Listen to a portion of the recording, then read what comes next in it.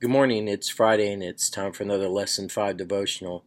Hey, last week I talked to you about the coffee mug, and I talked to you about it in regards to sometimes we have to carry our coffee mug because of our decisions that we make, because of our actions, disobedience and rebellion. And I used the children of Israel as an example.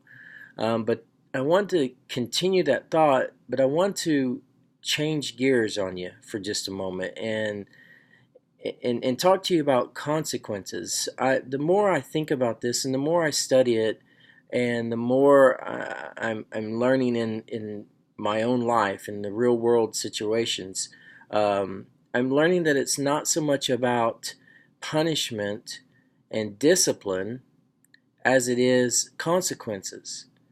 And what I mean by that is that for every decision we make, there's a consequence, or there's an outcome, or there's a result.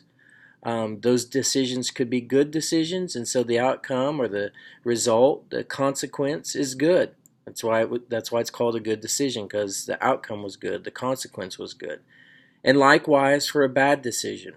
If we make bad decisions, the consequences are bad, the outcome is bad, the results are bad.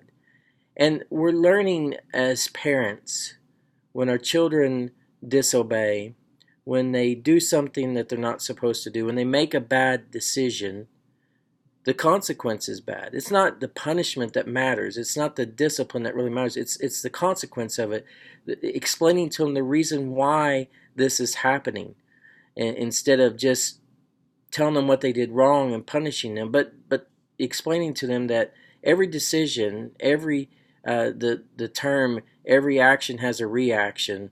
The decision that they make determines the consequence, and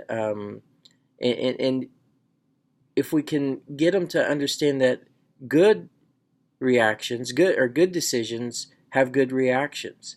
And this is a biblical truth that we find in Deuteronomy chapter 11. I want to read it here. It says, "Observe therefore all the commands I'm giving you today, so that you may have the strength to go in and take over the land that you are crossing the Jordan to possess, and so that you may live long in the land that the Lord swore to your forefathers to give them and their descendants, a land flowing with milk and honey." And we see here that the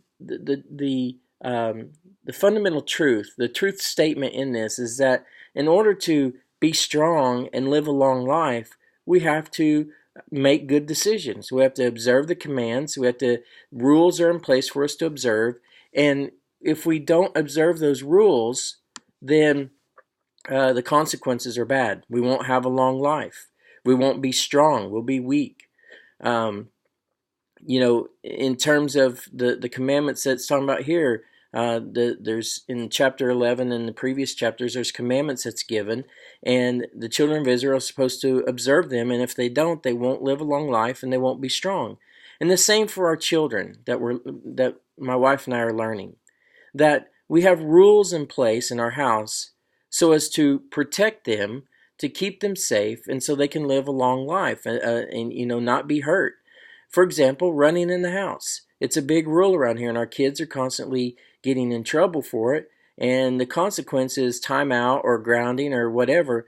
But the rule is in place so they don't get hurt. The rule is in place so they don't run down the hall and then hit the tile floor that's just been mopped and waxed by their grandma and fall and bust their head on the baseboard and bleed all over their grandma's entryway. It's to protect them. The rule at the grocery store is you hold on to the shopping cart or you hold mom and dad's hand. And the reason why that is because if you're holding on to the cart or our hand, we know you're right there. Otherwise, you might wander away down an aisle to go look at some Nemo cereal box and end up someone getting you. The rules are there to keep you safe. When we make good decisions, there's good consequences. When we make bad decisions, there's bad consequences. And so that's something that I'm learning in my life, that it's not about the discipline and the punishment so much as it is teaching them that there's consequences for their decisions. I hope this helps you. I love you. God bless you. I'll see you next week.